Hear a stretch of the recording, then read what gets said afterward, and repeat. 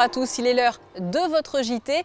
Voici les titres en images qui seront développés aujourd'hui. Direction la Californie pour suivre les performances de la délégation monégasque aux Jeux mondiaux d'été spécial Olympics. Sur la Riviera, découverte du potager secret de Joël Garreau. Le label Mr Goodfish au menu du Vistamar. Nous resterons donc, vous l'aurez compris, du côté de l'hôtel Hermitage. Et puis en fin de journal, le concert hommage aux œuvres de Rachmaninoff au Palais Princier. Souvenez-vous, il y a 2 ans, nous avions suivi pour vous le parcours des athlètes de Special Olympics Monaco à Pyeongchang en Corée du Sud dans le cadre de Special Olympics, les Jeux d'hiver. Eh bien, je vous propose de les retrouver à présent de l'autre côté du Pacifique, en Californie, à Los Angeles précisément. C'est en effet là-bas que se déroulent les Jeux d'été. Émilie Rousseau suit à nouveau la délégation monégasque. Elle est accompagnée par Serge Prémont. Voyez le reportage sur place. C'était le 25 juillet dernier, le lancement des Jeux mondiaux Special Olympics à Los Angeles, en présence notamment de grands sportifs et artistes et de la première dame des États-Unis, Michelle Obama. Après 16 ans d'absence, ces Jeux dédiés aux déficients intellectuels sont de retour là où tout a commencé, aux États-Unis. En effet, cet événement a été créé en 1968 par Eunice Kennedy Shriver, la sœur du président John Fitzgerald Kennedy. Depuis, c'est tout le mouvement Special Olympics à travers le monde qui se réunit tous les 2 ans avec une alternance entre Jeux d'hiver et Jeux d'été. Et cette année, c'est la Cité des Anges qui a été choisie pour être le lieu de rendez-vous de plus de 6500 athlètes venant de 165 pays. Et comme depuis le début de ces Jeux mondiaux, la principauté a répondu présente. On est parti avec 45 athlètes et puis au fur et à mesure du chemin, certains par rapport à des blessures, d'autres par rapport à leur travail n'ont pas pu se détacher. Donc aujourd'hui nous sommes 42 et ce que tu disais, oui effectivement, d'ailleurs Madame Calme a reçu un petit diplôme. Je crois que c'est une des dernières à être là depuis le début et on en parlait encore entre coachs cette semaine. On espère que ça dure encore longtemps parce que c'est vraiment notre point de repère et je pense qu'il n'y a pas quelqu'un de mieux qu'elle pour accompagner cette délégation. Mais ce n'est pas Marc Muratori qui parle, je parle au nom de la délégation et bien sûr des sportifs. Sur les 26 sports au programme de ces Jeux, la principauté participe à 8 d'entre eux. On peut citer par exemple l'athlétisme, la natation ou encore, et là c'est une première, l'équitation. Cette expérience est une expérience unique pour ces athlètes qui prennent ces Jeux très au sérieux. Ces Jeux-là, c'est comme si c'était des Jeux olympiques vraiment pour les pros, mais c'est différent c'est pour les handicapés, ouais, on peut dire ça.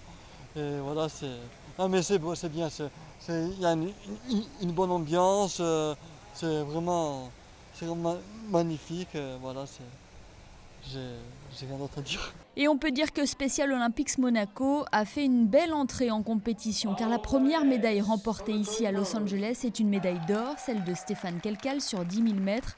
Il a été suivi depuis par plusieurs de ses coéquipiers. À mi-parcours, la principauté compte déjà 12 médailles, dont 6 en or. Et la compétition n'est pas encore finie, il existe de réelles chances de podium, notamment au foot unifié et au tennis. Affaire à suivre. Affaire à suivre effectivement, puisqu'Émilie Rousseau et Serge Prémont vous proposeront dans quelques semaines un magazine consacré à cette belle aventure. Retour à présent en principauté pour un tout autre sujet. Il figure sur la liste des plus grands ambassadeurs de la cuisine monégasque. Depuis de nombreuses années, Joël Garreau est à la tête des cuisines du Vistamar à l'hôtel Hermitage. Et pour servir les meilleurs plats à ses convives, Joël Garreau a un secret qu'il a fait partager il y a quelques jours à Patricia Navarro.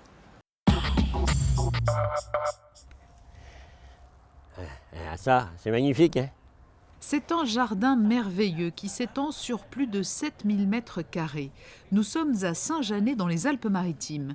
Et c'est ici que depuis des années, Romy Reina travaille avec courage et constance. Cette productrice agricole donne tout son temps pour offrir à la vente une multitude de beaux fruits et légumes. Et parmi ses clients les plus fidèles figure Joël Garreau. Là, aujourd'hui, on est dans mon jardin. C'est le jardin de Romy. Ça fait maintenant 18 ans que nous sommes complices. Et bien, je vis au rythme de la nature. Alors les produits de Romy, d'abord elle est en biodynamie. Donc ça m'a beaucoup plu parce que moi je suis un enfant de la terre parce que mes parents étaient agriculteurs. Et puis ce qui me plaît aussi, c'est que on suit vraiment le rythme des saisons. Alors, des fois je suis en colère parce que je n'arrive pas à trouver ce que je veux. Mais la nature me rappelle alors en disant non, pas de débordement, prenons le temps. Et prenons nos fruits, prenons nos légumes, prenons à maturité et prenons le temps. Et aujourd'hui, la société, on n'a pas le temps. Et bien la nature, elle nous rappelle à l'ordre qu'il faut prendre le temps. Et c'est pour ça qu'aujourd'hui, je viens chez Romy parce que je n'ai pas de surprise. La surprise du légume que j'achète, je sais quel goût il va avoir et je sais exactement l'utilisation que je vais en faire.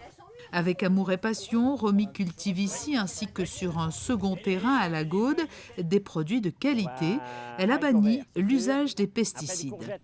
Courgettes, vous en avez ramassé ce matin. Donc on va prendre des courgettes. Une journée type, ça dépend. Si je vais sur le marché de Monaco, je me lève, il est 4 h du matin. Si je travaille sur l'exploitation, par exemple lundi, mercredi, vendredi, quand je travaille sur l'exploitation, je me lève à 6 h. À 6 h 30, 7 h moins le quart, je suis ici, l'été, parce que l'hiver il fait nuit, donc je ne peux pas venir travailler tôt. Et voilà, c'est non-stop jusqu'à 9 h 30, le soir 21 h 30. Et après, il y a la vente le lendemain sur le marché. Mais bon, c'est une passion, hein. C'est comme la restauration. Quand on est un grand chef, on donne des heures, et bien moi je fais pareil. Le beau résultat de cette amitié entre Joël Garot et Romy Reina se retrouve dans les assiettes que sert le chef au Vistamar, ou comme sur ces images lors d'un repas champêtre improvisé sur la propriété de Romy. Une véritable émulation les anime. Romy cherche toujours à proposer non seulement des produits frais au chef, mais aussi des produits rares pour lui permettre de renouveler ses cartes et faire travailler son imagination créative. Elle est revenue un jour avec des choux raves. Alors choux raves, il y a énormément de temps que je n'en avais pas travaillé. Pour tout dire, j'en avais travaillé il y a 20 ans. Et elle m'a dit, chef, il faut prendre ces choux raves parce qu'ils sont bons. Et puis bon, quand on remet... Et j'ai fait les choux raves. Et c'est vrai que j'ai mis à ma carte le chou rave. Je l'ai fait braiser avec des agrumes, c'est des oranges, cédra et citron. Et j'avais servi avec un rouget. Les clients ont trouvé ça sublime. Pendant les beaux jours, Romy cultive jusqu'à une trentaine de produits sur sa propriété, avec par exemple pas moins de 9 sortes de tomates différentes.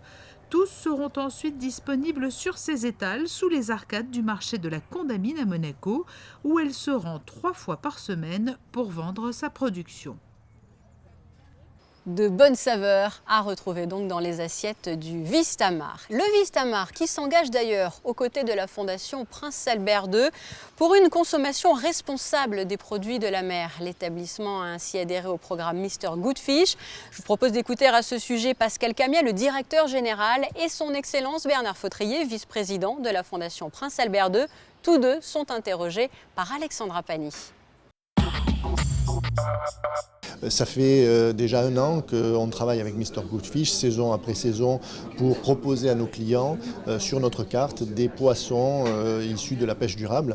Et c'est intéressant aussi pour nos maîtres d'hôtel, déjà notre chef de les cuisiner, mais surtout nos maîtres d'hôtel aussi, de les proposer aux clients parce que, par exemple, sur la carte de cet été, sur la terrasse du Vistamar, on propose du maquereau, du maigre, le rouget barbé, tous ces poissons-là qui sont justement issus d'une pêche saine, durable et qui ne permettent pas de disparition de l'espèce. Je pense qu'on en est à un chiffre qui est de l'ordre de 400 et quelques participants maintenant au projet.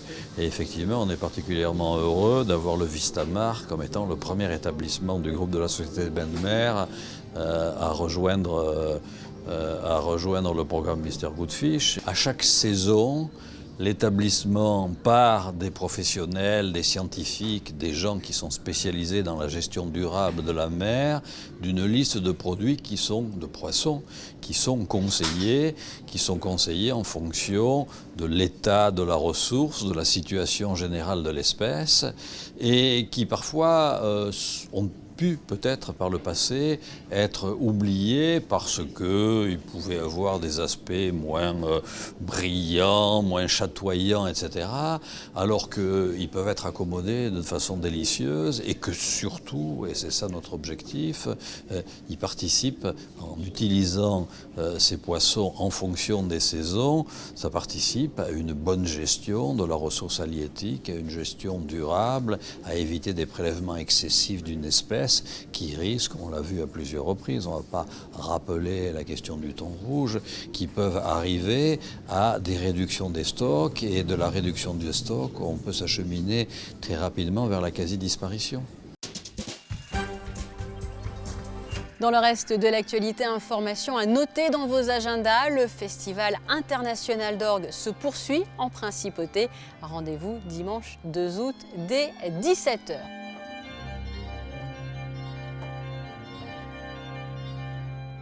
Je vous propose de rester encore un peu dans le registre musical avec ce concert qui a été donné au Palais Princier jeudi soir dans le cadre de l'année de la Russie.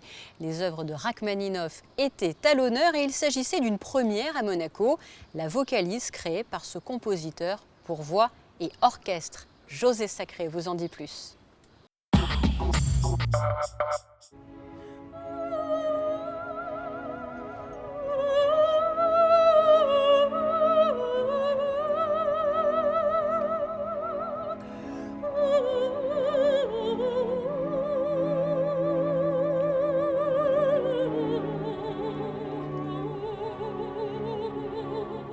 La sublime vocalise de Serge Rachmaninov a ouvert le concert de l'Orchestre Philharmonique de Monte-Carlo ce jeudi 30 juillet dans la cour d'honneur du Palais Princier. Cette pièce brève que Lisa Kerob a jouée dans sa transcription pour violon il y a quelques mois était interprétée dans sa version originale pour la première fois à Monaco par la soprano Annick Massis que l'on a applaudi récemment à l'Opéra de Monte-Carlo dans le rôle de Mathilde de l'Opéra Guillaume Tell de Rossini. J'aime les concerts en plein air, c'est toujours un petit peu délicat en principe, parce que par exemple j'ai fait le festival de Vérone, j'ai fait des grandes scènes comme celle-là. Ici c'est dans un cadre plus intime, donc on a quand même la possibilité de faire davantage de détails et de beaucoup plus de nuances, sans avoir je pense trop à se préoccuper de savoir si la voix arrive ou n'arrive pas, puisque c'est quand même comme un carré ou un rectangle fermé.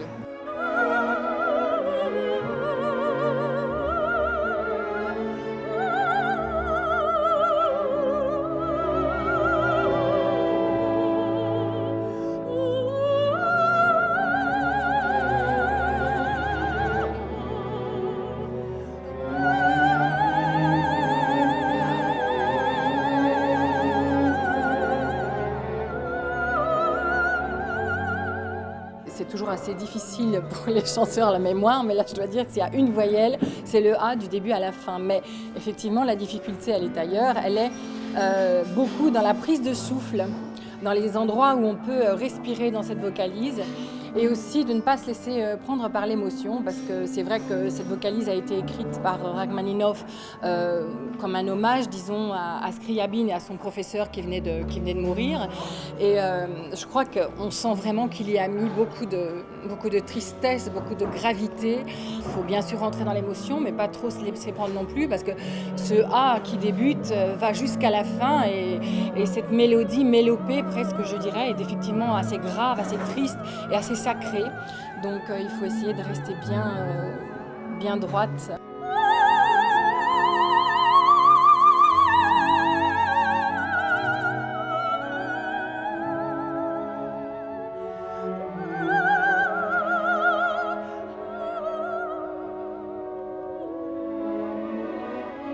En deuxième partie, l'Orchestre Philharmonique de Monte-Carlo a interprété la symphonie numéro 2 de Rachmaninov, composée en 1907 après 3 ans de quasi-silence suite à l'échec de la création de sa première symphonie et la grave dépression dans laquelle sombra Rachmaninov.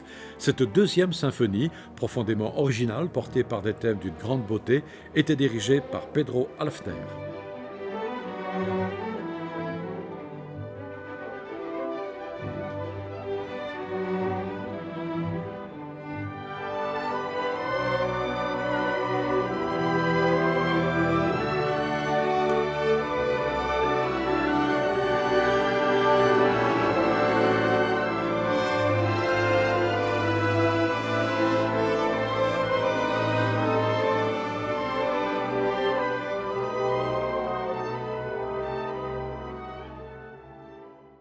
Autre concert, il aura lieu dimanche soir dans la cour d'honneur du Palais Princier. José Sacré vous livrera bien sûr tous les détails de cette soirée dans une prochaine édition en début de semaine prochaine. Et pour clore cette édition, une information pratique. Sachez qu'en raison de travaux sur le réseau électrique, l'entrée du parking du CHPG 1 sera fermée de 21h à 6h du matin les 3, 4, 5, 6 et 7 août. Voilà pour l'essentiel de l'actualité. Je vous propose à présent de passer aux effets du ciel pour les jours à venir. Société Générale Private Banking vous présente la météo.